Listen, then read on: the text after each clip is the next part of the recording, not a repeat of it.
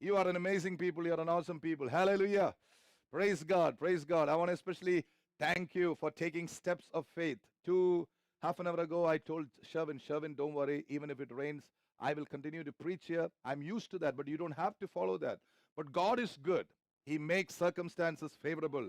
It is God, His faith, that works in our life. Amen. He's a God of faith. Many, many years ago, I had this experience. I was called into a very, very, very less numbered church where there were about 15 people. They asked me to preach. So I went there. That was in Trivandrum. So I went there. It's in a village in Trivandrum. I went there expecting to see thousands and thousands of people. But when I went there were tens and fifteens of people. I said, Lord, what is this? God said, I'm going to do something today. Watch. They did not even have a hall. They did not have a place to go and worship. So that man of God said, bear with me. We don't even have a church hall. But now you see, we have a small little building. Do you mind standing inside the portico or the veranda, as we say in Malayalam, in Kerala? I said, I don't mind preaching anywhere, as long as there is at least one person to listen. But as I was standing there, rains began to come down. And I said, Lord, God said, continue to preach in the rain.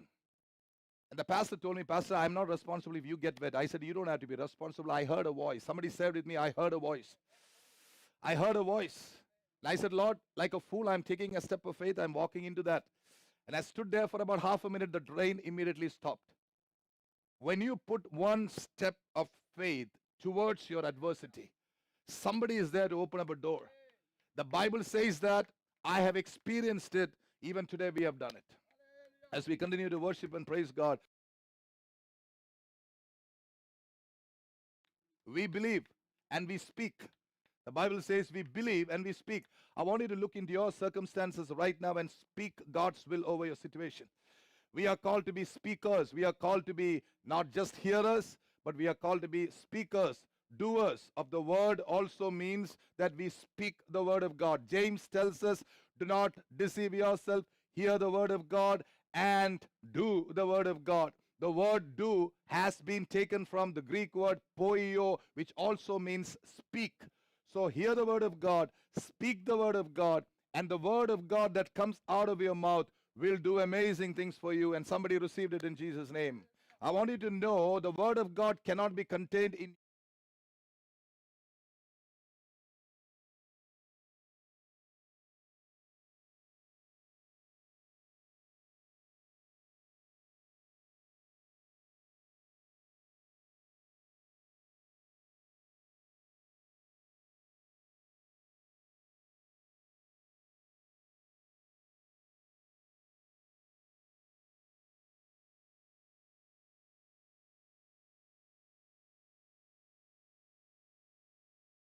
Paul. True. But I tell you, we have something else to go by. We go by the Spirit of God. That is why the Holy Bible says, not by power or might, but by my Spirit. And somebody said, hallelujah to that. Malayalam, they say, Shaktiyalalla, Sainyatalalla, Ende Atmavinalatre. Not by power, not my intelligence, not my ability to think and to calculate things, but by the Spirit of God. And people of God, a church is complete when the Spirit of God begins to move in the church. Hallelujah. Praise God. So we are people of faith, not that we did anything, but through the Holy Spirit of God, through God's Spirit that is inside us. We who are born again by the Spirit of God, we worship God in spirit and truth. Today is an open demonstration of how we worship God in the Spirit. And somebody received it in Jesus' name. Hallelujah. We speak in the Spirit of God. Our tradition is from a man called Jesus, who is now on the right-hand side of the Father. He went through this world. He walked through the face of the earth. How did he do that? Victoriously. If you can open your mouth and say victoriously.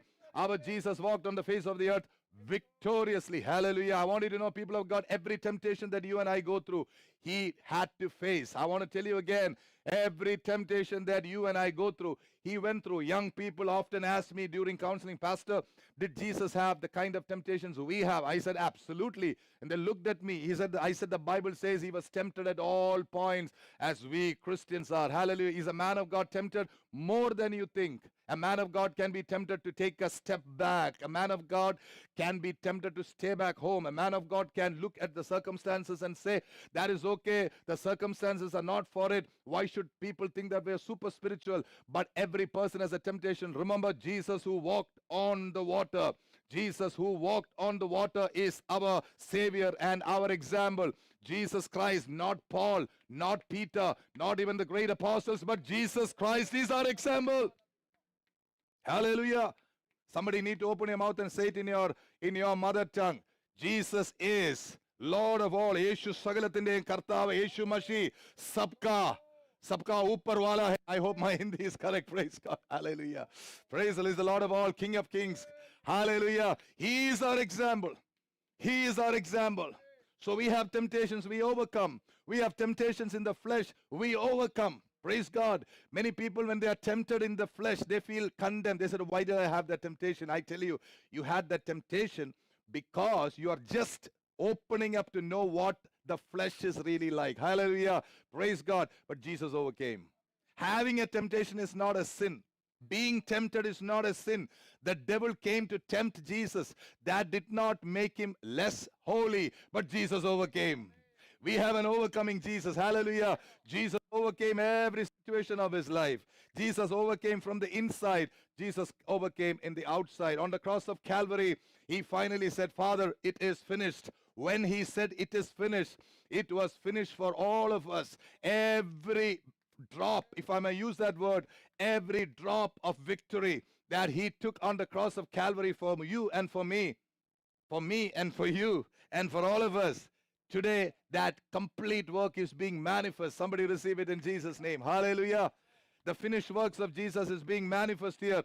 We believe because Jesus believed at the first time. People of God, the faith of Jesus did not stop even at death. When Jesus went down into Hades, there were a group of people, very anointed, very powerfully anointed people. Moses, Elijah, Elisha, they were all anointed people, but they did not have the faith that Jesus had. Hallelujah. When Jesus was shut up in Hades for 3 days, on the third day, Jesus rose up. But did you know, as he rose up, he took with him all the old covenant saints with him. Not only did Jesus go up, he took what we call today the third heavens, was paradise at that time. He took all his dear ones. He took paradise himself with us. Today, they are all in the third heavens. Somebody received it in Jesus' name. Hallelujah. So powerful is the power of resurrection. So powerful is the power of resurrection. There is nothing like that. So when we believe, when we continuously believe, yes, Lord, when we continuously believe, something begins to happen in your life. You begin to collect. Say with me, collect. You begin to collect more of the power of resurrection. How many of you believe that when the trumpet comes, we'll rise up? I believe that. When the trumpet comes, when the call is, what is that song? When the roll. Thank you, brother. When the roll is called up yonder, when the trumpet will blow, how many of us believe that we'll be lifted up? I believe that. Why do I believe that? Because the power of resurrection, which every day I am keeping for myself. Every situation of your life, my brothers and sisters, begin to take from God. Every little and big situations in your life, we have a choice to receive something from God. Depression, for example. A lot of people go through depression. I tell you, that is a good time to receive from God. Lord, physically, morally, psychologically, I don't think anything is going to happen in my life. I think my life is shattered. That is what you think. But the Spirit of the Lord tells me to tell you, when you go through the toughest times of your life, ask from God a little more of His power. Store it inside your spirit so that when the trumpet comes with the power of resurrection, you will be able to fly up. Somebody received it. That is the word I tell you today. Many people ask, why do Christians go through all these things? They challenge Christians. Even in India, they challenge Christians. Where is your God? They ask, why can't these healers go around and heal all these people during COVID? I have an answer for them. How many of you know the answer for that? God is preparing His army right now inside. Hallelujah. God is preparing His army, you and me, inside. I tell you today, the church of the living God is the only answer to putting this COVID to death, and somebody received it in Jesus' name. So every problem you go through, every difficulty you go through, Every pain that you go through, child of God, because you're born again, because you're baptized, and because you're filled with the Holy Ghost, every problem that you go through is an opportunity for you to receive and to receive and to receive more of the power of resurrection. And the more of the power of resurrection that you go through, you are ready for the coming of the Lord Jesus Christ. We serve an amazing God who has a wonderful plan. I tell you, the pain that you go through right now, many of you, the despondency that you go through, the depression that you may be going through, is nothing compared to the glory that is to be revealed. The problems that you and I go through is nothing compared to the glory. You know how the glory manifests in heaven? One day when you stand before Jesus, Danny, come here, let me show you what it's going to be like. Something, come here, son. Because of COVID, we are keeping a loud distance, not social distance. Okay, all right. Jesus, he's going to come one day. The glory that is to be revealed in heaven one day is nothing less than Jesus starting his life, taking steps in faith, A young man like him will have thousands and thousands of temptation. But every time he chooses to stand with Jesus, he becomes a little closer to the glory that is to be revealed in him through the power of resurrection. Danny, no offense, man. Being a handsome young man, 1 minute, I'm going to take it off. Hold it. In the presence of God, I choose that you don't wear it. You know, there can be a lot of Delilahs running after him. Hallelujah. He's a good boy. Every time he chooses to keep his eyes closed to every Delilah and rebuke them in his spirit. Somebody receive it. He is taking a closer step towards Jesus. Are you receiving, people of God? Thank you. No Delilahs. We are praying for you. Praise God. Hallelujah. People of God, my point is, good or bad, whatever you go through, remember it is an opportunity for you to receive something. And indeed, if you did fall somewhere, it need not be a moral issue. It can be any issue. But have you fallen? Get up and tell the Lord, Lord, I did not know you to know that you're always with me. Lord, I did not know that you hate to see me failing. How many of you know that about your God? God hates to see you failing. God doesn't want you to fail even once. But if you have fallen, if you have failed, I want to tell you about a person who will come and lift you up. He will lift you up. Ask her how many times I have encouraged her. Have I encouraged you even once? She lives in my house, so she knows who I am really. Have I encouraged you, honey? And do you love me more because of that? My children are close to me not because I scream at them. In fact, when I scream at them, I think I've seen them putting on their earplugs. It's only later that I realize. Just kidding. But when I love them, no matter what, whatever situation they go through, even if they have done some horrible mistake, God forbid, they know that there is a daddy figure always there to encourage them. I'm speaking about the father heart of God. If you have failed, cheer up. He has turned my morning into. You don't seem to understand our Heavenly Father. Are you born to the same Father like I am? No offense meant. I am born again to the Father of Jesus Christ. The only Jesus Christ who walked on the face for approximately 33 and a half years. He gave up his life on the cross because he loved the Father. And as a result, he is with the Father on the right hand side. I'm talking about your situations. When you go through problems, he is the same Father to you. He doesn't look down on you. He doesn't accuse you. He doesn't find fault with you. How many of you know that Heavenly Father? He will never accuse you. I'm telling you again. Jesus himself said, it is not I that accuse you. It is Moses that accuses you. It is your conscience that accuses you. Jesus never accuses you. He will never accuse you. Don't even the pastor may get a little upset. But he will never accuse. He will never ask you, why did you do like that? You miserable pastor. I never heard Jesus telling me anything like that. In the last so many years, I have been miserable. I have not done many of the things I should be doing. But I only sensed, cheer up, let's go. I'm with you. Let's run this race together. That's my Heavenly Father. That is the Father of Jesus which I preach today, people of God. Let's move forward. Let's move forward. Never a minute of depression, never a moment that he will not know. No, hallelujah. How many of you know that song? which was sung many years ago by a man who lived in the 1800s. Never a burden that he will not bear. Never a burden that he will not bear. He is always with you. Have you know that song? Never a heartache that he will not bear. Never a burden that he will not bear. Moment by moment, oh God, I am thine. Sing it with me. Moment by moment, I'm kept in his love. Moment by moment, I'm filled from above. Looking to Jesus, till glory doth shine. Moment by moment, O Lord, I am thine. We tell God that we are his. God has already said on the cross, you are mine. Hallelujah. Well, since consistency brings growth, consistency brings health, we want to look into that part of Luke chapter 9.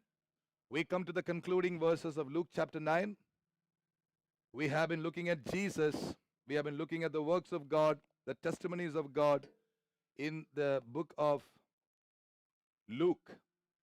I hope the policeman will come for the worship and be converted and begin to know Jesus. Please pray for all our policemen. Please pray for our army. Please pray for our navy. They should become stronger and stronger. And so how many of your people praying?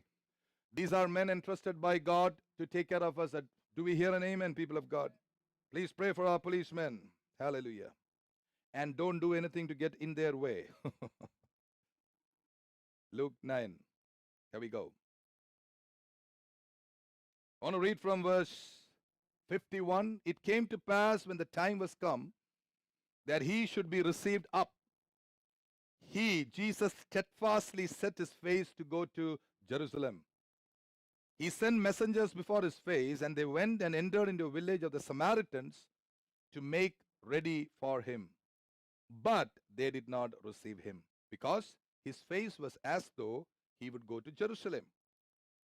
And when his disciples James and John saw this, they said, Lord, will you that we command fire to come down from heaven and consume them even as Elijah did?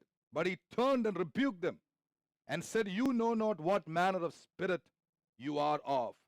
For the Son of Man is not come to destroy men's lives, but to save them. And they went to another village.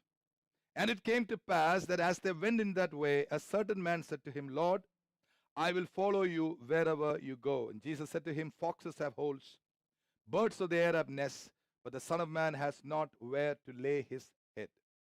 He said to another, follow me. But he said, Lord, allow me first to go and bury my father. Jesus said to him, let the dead bury the dead, but go you and preach the kingdom of God. And another also said, Lord, I will follow you, but first let me go bid them farewell, which are at home at my house. Jesus said to him, no man, having put his hand to the plow, looking back, is fit for the kingdom of God. Very, very profound words. Jesus said to him, no man having put his hand to the plow, looking back, is fit for the kingdom of God. We go throughout the scripture today. Of course, we will stop exactly at 11, which is our usual time. I would like to start here, verse 52. Jesus is all set to be received up. That means his time is coming near. He has fulfilled the work that Father God has given to him, and he is making things ready. Surprisingly, Jesus is going to the city of the Samaritans, a group of people who were allowed not even by Jesus to mix with his disciples. Elsewhere in the Bible, we read how Jesus asked the disciples not to go into the villages of the Samaritans. Two people Jesus told his disciples not to go. The first people were the Gentiles. That means those who are not Jewish. The other group of people were the Samaritans. Now you see, surprisingly, Jesus himself is going to Samaria to get ready to go upstairs. That's very, very strange. I want you to know Jesus can do strange things. And all the things that Jesus does may not be understood by our cognitive ability, our ability to think, our ability to understand, our ability to calculate, our ability to see ahead, are nothing compared to God working in our midst. Jesus does strange things. Why does God do that? Why does Jesus do that? Why did he forgive that sinner? Why did he forgive that woman who was a sinner? Why did Jesus do that? Jesus has a greater plan. People of God, when you don't understand what is happening in your life, remember, you have with you somebody who understands everything concerning you. Hallelujah. Jesus decides to go to the Gentiles. Remember, in another place, he said, my Father has not allowed me to go to the sheep of other people. I have been asked only to go to the lost sheep of Israel. But Jesus, here we see him breaking his own words, if I may use that expression. He goes to the Samaritans. But sadly, what is happening there? Verse 52, he sends messengers before his face, and they went and entered into a village of the Samaritans to make ready for him. They did not receive him because his face was as though he would go to Jerusalem. Quick look into the way Jesus worked there, the modus operandi, the mode of operation of Jesus. Before he goes to a place, he sends his messengers there. They scout the place for him, and they get everything done for Jesus to do whatever he wants to do. Is the way Jesus is doing here in Samaria. But the people of Samaria do not receive him. You know why? Not because he was a Jew, not because they did not love him, because a woman in Samaria was touched by Jesus. Remember in John chapter 4? They knew that he was capable of healing, bringing revival. Sadly, they did not want to identify with his journey. Are you listening to me, people of God? The disciples, rather, the followers came, and the people in Samaria asked, why are you coming to Samaria? They said, we have to make way for Jesus. And the chief elder, I'm assuming the chief elder asked, that's all fine with us, but is he going to live here in Samaria all the days of your life? And Jesus, they said, no. He's going to Jerusalem, and he's going to go up. They didn't like it. They said, no, in that case, we don't have to have him here. There is a message for us, people of God. We like him because he heals us. We like him because he sets our families right. Absolutely. We love him because we will see a lot of marriages coming up prophetically. We declared that last week. We will see a hall. We will see all these things. But my question to you today is, Jesus is not going to stay back in all these material comforts that he's going to give you. He is going to go further. And if you are going to say, Lord, I'm going to come with you till the last day, I tell you, you have a greater blessing that you can ever think of. Somebody received it in Jesus' name. The question to the revival church today is, to what extent will you follow him? Will you follow him up to the place where you get an anointment from him? Will you follow him only up to the place where you will get a ministry from him? Will you follow him only when your children's marriages are all set, when you have plenty of money, whatever you have been praying will be given to you? I want to tell you, there are many, many people who started well in their Christian walk with God, but somewhere along the way they said, Lord, we cannot agree with you. We are not on the same page. You blessed us, no doubt about it. We saw all good things, Lord. Some of you even say, Lord, you brought us into the United States of America. But my question to you is, are you going to lose the Lord Jesus Christ even in the United States of America? People of God, being in this country for the last so many years, my eyes have been seen to sort of shocking reality. Many people have come into this blessed land made great by Almighty God alone. They have found their pot of gold. Somewhere along the way, they forgot that Jesus wanted them to continue and move on. Do not belong to that group of people. Somebody received it in Jesus' name. I have chosen, and I know my wife will, and my children will, that we will serve the Lord no matter what. Whether we have a pot of gold, whether our prayers are answered or not, we will not be offended at what Jesus says. How many of you have been offended with Jesus? I have been offended with Jesus many times. Here is a quick example for how I got offended with Jesus and overcame. You must have heard the story of a man called Paul, Pastor Paul, who was a great man of God in Aurangabad. Anybody heard of him? This man went to be with the Lord 2 days ago. He came to see his daughter who was doing her theological studies in Kansas. And there's another man who was very close to him. He and I prayed over the phone. And the Lord showed me this man lying. And the Lord showed me a key. I immediately said, I told the other pastor who was praying, not Pastor George, another man of God who knows him, just because I pointed my hands. We together prayed. And I felt that God was going to lift him up. And I told the other Pastor Paul is going to get up. We rejoiced together. But 2 days later, I hear this, and I was so angry. Those of you got into the Zoom meeting would have heard me saying, I'm so upset. And somebody asked me, is it because you didn't get enough food? No. I was so upset with God. I said, God, what is the meaning of this? You show me a vision. And then you take that man up. Don't you know that his wife and his children need him? No answer. I was upset with God. You can be offended with God. And then I went back and said, God, who am I to question you? Father, you do all things well. You chose to take your servant away. It was not an accident, Lord. It happened. Of course, you showed me, you showed me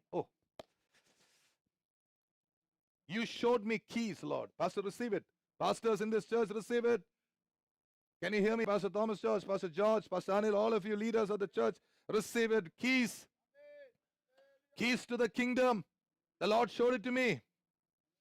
And I want to prophesy with it. I hath not seen nor ear heard what God has kept for us, his children. But I was upset with God because I did not know the full plan. Even as I'm in the pulpit, God is revealing to me some of the things. May God continuously reveal to me. People of God, we can be offended with God. We were praying for something, it didn't happen. And we can get disappointed. Lord, what? Yesterday I had another sad news. I was also a bit upset. I said, Lord, why didn't you let that happen? It's not fair. I need that to happen because, we need to do a lot of stuff. I said, hold on. Hold on.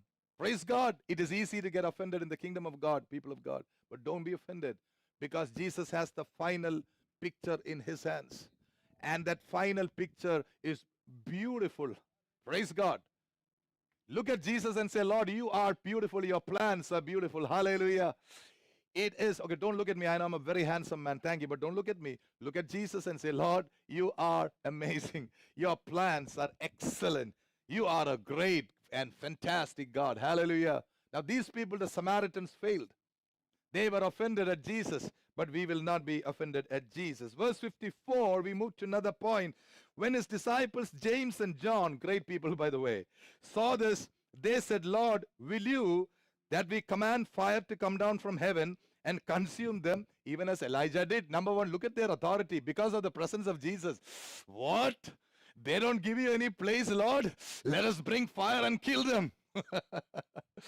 They could do that because of the presence of Jesus. But what did Jesus do? He turned around and he rebuked them.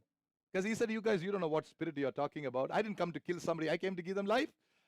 Now, what is the picture there? We are following hard after Jesus, but sometimes we need to check our spirits. Amen. We need to check what kind of spirits we have. Hallelujah. Somebody said, so-and-so has tongues. My people of God, let me correct you. Having tongues, having a ministry, these are all gifts given to us by God, and it will not be taken away. But don't think that you are in the right spirit because you speak in tongues. Are you receiving this? I must speak this in Malayalam too, very important. കൃപാവരം ജ്വലിക്കുന്നത് കൊണ്ട് നീ അന്യഭാഷയിൽ പറയുന്നത് കൊണ്ട് നിന്റെ ആത്മാവ് നേരെ ആയിരിക്കണം ചിന്തിക്കരുത്. സ്തോത്രം. That is not the sign of spirituality. Yes, you must speak in tongues. Yes, you must be baptized in the Holy Spirit. Yes, I pray we all become healers. We'll be able to raise the dead for the glory of God. Heal the sick. We should be able to plant churches throughout the world. Yes. But that is nothing compared to the right spirit. Look at these people. They are so close to God. And they have the confidence that they can bring fire down because of Jesus. But Jesus, what does Jesus look at them? Rebuke you, James. Shut up, James. You think I came down to bring fire to kill those poor people who don't understand anything? How many of you understand the spirit of Jesus Christ? Hallelujah. ഞാൻ വന്നത് കൊല്ലാനും തിന്നാനും ഞാൻ വന്നത് ജീവൻ തരുവാൻ സമൃദ്ധിയായി തരുവാൻ. I have come that they may have life and abundant life. Hey, I have had challenges in that area. Let me openly tell you so that some of you may be encouraged. I have had challenges in that life. Yeah. Early years of my life, I said, no, I refuse to fellowship with that hypocrite. God said, who are you? God said, excuse me, what did you say? I said, Lord, that hypocrite, why did you see that hypocrite? How were you able to judge that person as a hypocrite? That person is not according to my idea of worship. God said, shh. That person is worshiping me, not you. You can worship me as you want. That is between me and you. If I want John to remain Peter, what is it to you? You follow me. Somebody receive it. Pharisaism is evil, people of God, and I have been challenged and I have overcome. Somebody receive it in Jesus' name. Oh, so and so has fallen into terrible sin. How really? Shall I tell you something? Probably that person fell into something that you and I can see and hear visibly. But can I tell you, there are sometimes before we were born again, there were transactions in the heart which we thought nobody saw. Amen, people? But God saw it. And how did He behave to you? It's okay. It's all right. Come. Did you get that picture? Revival Church, did you get that picture? You didn't get that picture? How many of you got that picture? God has been kind to me. In spite of the transactions that went on in my mind and my heart, nobody saw it. He took care of my what is that? My honor. You know, Paul says in the book of Romans, miserable man that I am, who will save me from this wretched body? What does that mean? Paul had saw so many dirty, ugly things in his own heart. Amen. What do you think made Paul to run? Faith. Thousands of times I'm sure God ever come and told Paul, I loved you knowing that you are a miserable character. Even before you knew about your drawback, I knew your drawback. People of God, this is the only marriage, only wedding where the bridegroom knew everything about the bride and still said yes. Somebody receive it. I think that message should go more for my people. My people means the people who speak in Malayalam. കല്യാണം കഴിക്കുന്നതിന് മുമ്പേ പെണ്ണിന്റെ സകല തകരാറും അറിഞ്ഞിട്ട് കല്യാണം കഴിച്ച ഏക വ്യക്തി യേശു ക്രിസ്തുവാ. Do you receive that? The only bridegroom who ever said yes to getting married to a girl in spite of knowing all her drawbacks and her inability is the Lord Jesus Christ. Church, please remember that. Nobody else can do that. I pray, church, we should come into that kind of an attitude. The right spirit is accepting people for what they are. The right spirit is praying for them. The right spirit is to love Jesus no matter what. One of the biggest challenges we have, our church, is going to be that in the days to come. And pray that you will not be offended at our Lord Jesus Christ. Do I hear an amen, people of God? Pray about it. Think about it. Know about it. If you really know how much Jesus has forgiven you, it's very difficult for you to become a Pharisee. If you really know how much Jesus has forgiven you. Amen and amen. He forgave me. I don't know about you. How many of you think that Jesus has really forgiven you? God has forgiven me. I was miserable. I'm not ashamed to say that. I was miserable. Externally, I was a good boy. Even before I came to know the Lord Jesus Christ personally, I used to read the Bible and pray every day. I was a good boy. I was first in the Sunday school. But a time came when nobody knew the kind of transactions that was going inside me. I was failing. I was failing inside morally. I was not happy with my papa. Where is he? Wonderful man. I wouldn't obey my dad. Such a sweet man. I would disobey my mother. That is straight away transgression before God. Disobedience at any level is transgression before God. But I was walking around as though I was the number one guy in town. God knew all these things and brought me to that place of repentance. And I said, Lord, I keep saying that, Lord, you loved me so dearly. People of God, what is the right spirit? The right spirit is to forgive. And let me tell you one more thing. Church, can you say with me wholeheartedly? Forget. Not only do we forgive, we choose to forget. I want to put across a question to you and move on and conclude. How many of you think that Jesus would have met Judas in Hades? This is a question where Sherwin? Yeah, people who are really into theology, people, I just want to ask you, Judas, where did he go when he he went to Hades? Like, now, I don't want to ask that question too much. Do you think Jesus met with Judas there?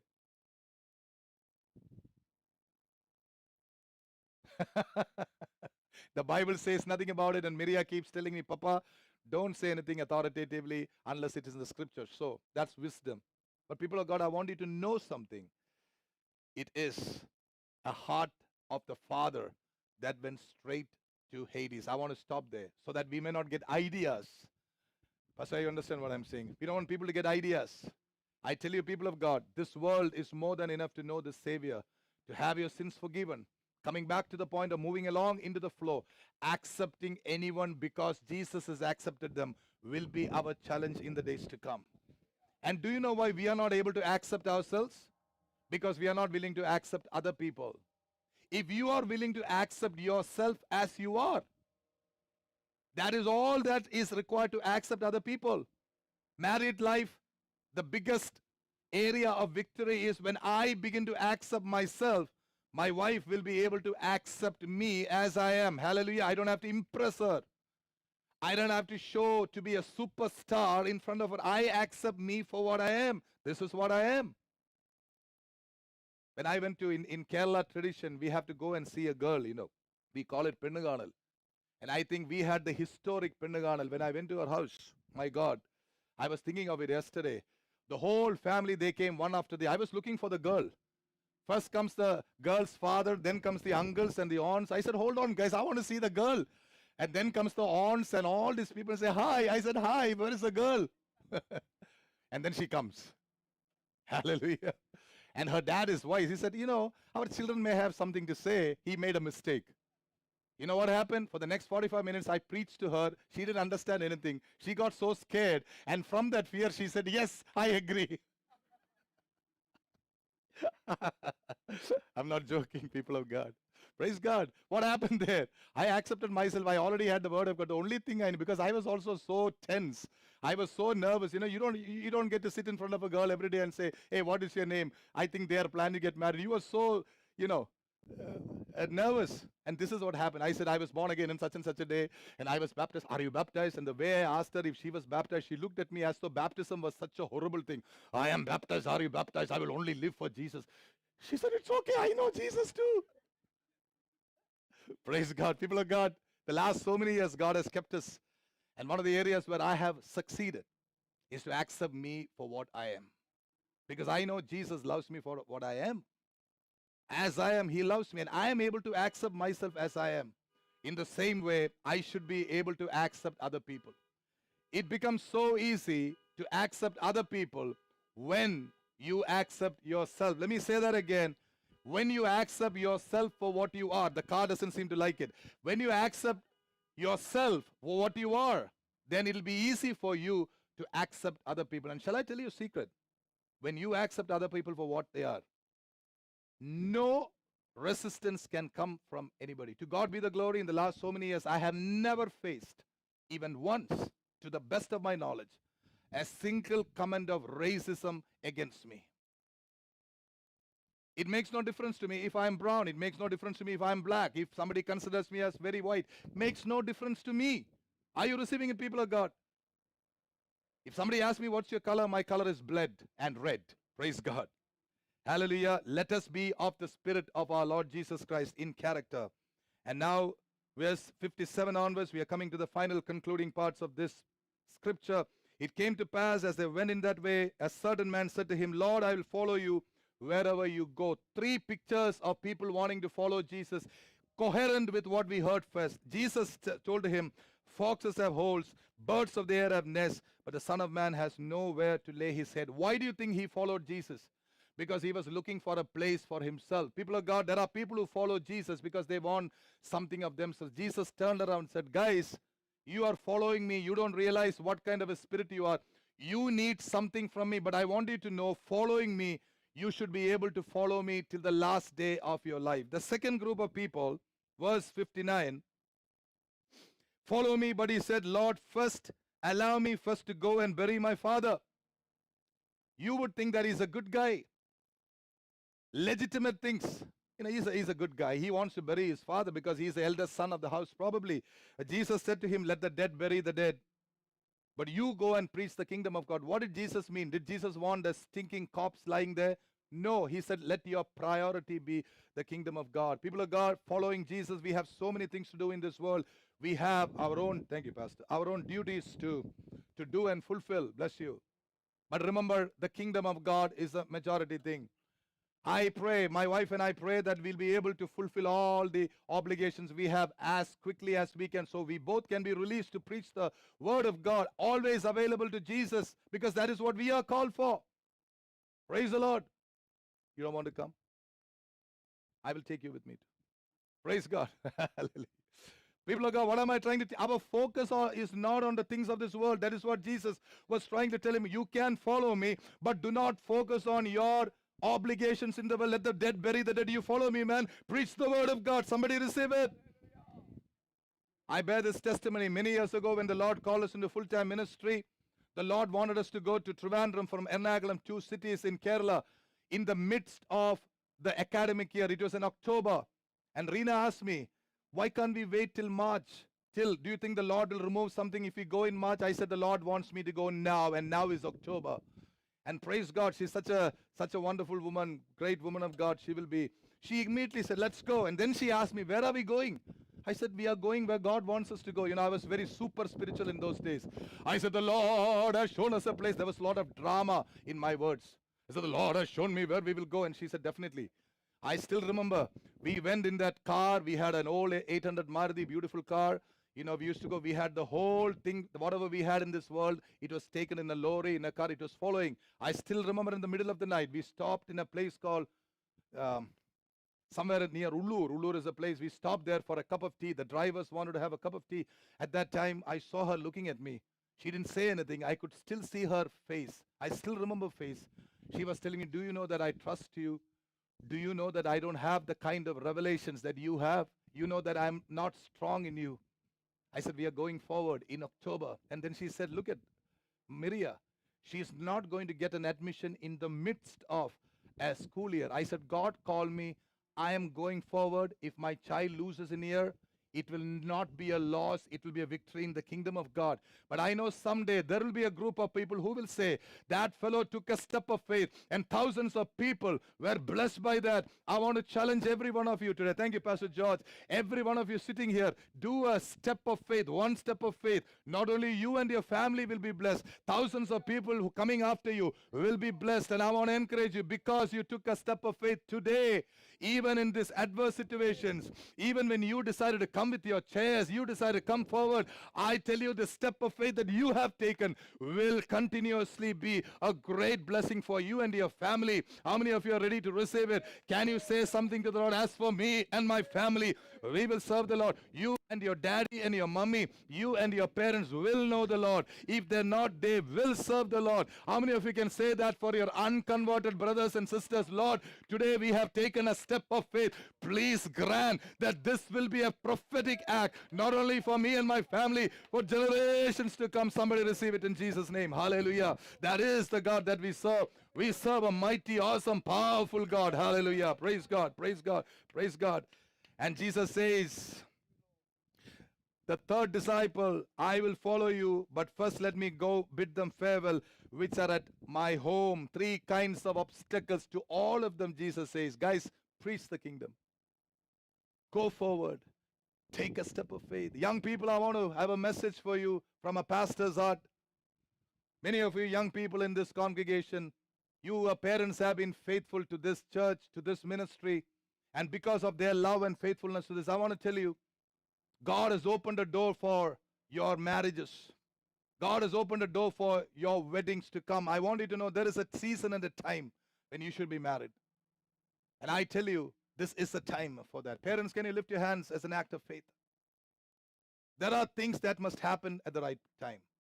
And I want to encourage many of you to tell, I was not prepared at all to be married to that beautiful woman sitting there. No. When my dad brought a proposal, I said, Dad, you know the situation I'm in. My dad said, son, things have to be done at the right time. I had no eligibility to marry a woman like that. I'm not over glorifying her. Jesus knows my heart. But I took a step of faith saying one thing, Lord, you are my ability. You are my worthiness. Here is a girl leaving her family, her people that we love. She's being joined to me. Who have I in heaven but thee? Till this day, God has been faithful in our relationship. Oh, yeah, we have a differences of opinion. Oh, yes. But I want to tell you, in the midst of all that, she has been through much for this ministry and for me. But in the midst of all that, every step of faith that I took, God has been good. And I want to challenge you, young people here, do not look at yourself. Oh, yeah, if you had a little more money, if you had a little more finances, and if you think that you, on your girls, if you think that, yeah, if I could be a little more this and that, I tell you, that is not going to satisfy marriage. Marriage is a totally different ball game for those who understand. It is not about your education. It is not about how beautiful you are. It is not about how pretty you appear to be your spouse. These are all temporal, peripheral things. But what matters to the last day of your married life is your ability to hold on to a supernatural God who brought this together. Marriage is an institution from God. It did not start with the people of Israel. It did not start with the church also. It started in the Garden of Eden. One of the areas of institution which God himself started was marriage. And I want to tell you, be prepared by faith, because it is an act of faith. When the kind of questions people are asked these days about marriage, my great grandfather, they and grandmother, all of us, I don't think they would have gone through all these columns and had interviews with thousands of people. Hallelujah. Now, you don't have to be peculiar like me and my grandmother, but my grandmother met my grandfather in the church on the day of wedding. They lived together for 65 years. They loved the Lord. I've seen them worshiping the Lord. People of God, because faith was involved. That's all. Oh, they had their difference of opinion. I love them. They are all with Jesus today. They had differences of opinion. It is not my grandfather's ability to take care of the family that took them. It is not my grandmother's ability to do something. The Lord took them. I remember a story which my grandmother told me when I was a kid. She told me at a time she was going through a time of distress. The Lord showed her a vision. The Lord showed her how my grandfather was struggling by himself. She saw the vision of a boat where she was seated, and the 4 children, of which my mother is the youngest. They were all seated in that boat, and my grandfather was in that boat trying to steer it by himself. She got the spiritual implication of that. She was so busy as a medical professional. She was very, very busy. But that day she decided, my husband needs me to stand with him in prayer. And she decided to spend more time with family and in prayer. I don't think they were the richest people in town. They had all that they needed. Never seen them asking anybody for money. All their children were married off to good people, good matches. 3 of them doctors, one of them a double doctorate, a professor. They had the best. Not because they were great people, not because they came from extraordinary families, but because they together chose to do this before the Lord. Remember this. Remember this. I want to tell all the youngsters here, your authority before God is this. A man who kneels before God, a family that kneels before God, will never be broken. Nothing can stand against a man who is on his knees.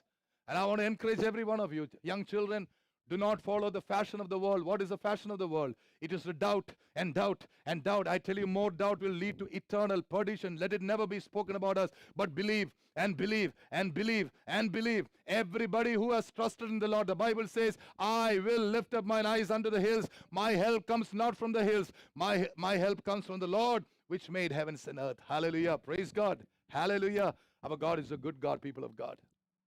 Get ready for good things, because you are part of the kingdom. The Bible says, whoever is offended because of me will be offended even till the last day. Let me ask you quickly, how many of you would like to go up when Jesus comes? I want to be in that part. Don't think that ability to preach is a way for going to heaven. Don't think that healing somebody is a way to go to heaven, but that we'll all be ready at his coming. That we'll all be ready all the time. Take challenges. I want to tell all the young people here, take challenges not only in marriage, take steps of faith. Take challenges. The Lord is with you, people of God. Let us not be offended. I'm pressing on the upward way. New heights I'm gaining every day.